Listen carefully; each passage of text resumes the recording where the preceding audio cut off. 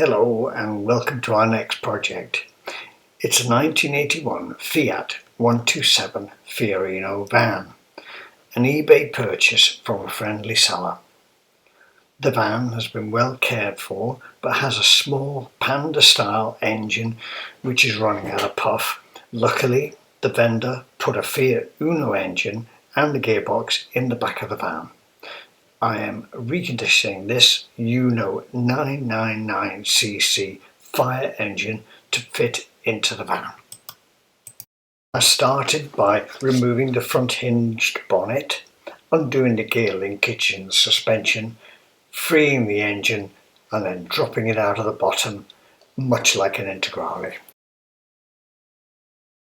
With the old motor out, I could check the engine bay. Now it was quite good. The strut tops and the side of the engine bay, they were good.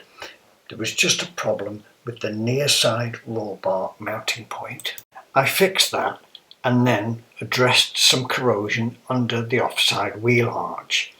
The van has good inner wing liners, so it was all good up on top of the arch. I prepped in the bay and gave it some 2K grey primer. The bonnet, top end, inner brace was rusty on both sides, so I let some new metal in and then primed that. I finished the inner areas with 2K diamond white and then a quick inspection with my new Fiat overalls and the first stage was completed. The Uno engine is under that, so let's get it out. This is a Fiat Fire engine, which is overhead cam, a cross-flow head with a lovely 5 main bearing crank. I stripped it down on the bench.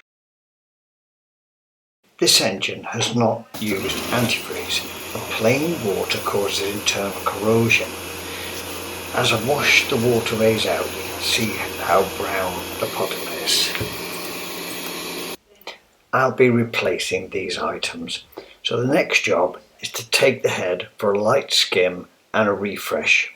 So I'll see you soon and thanks for watching. Bye bye.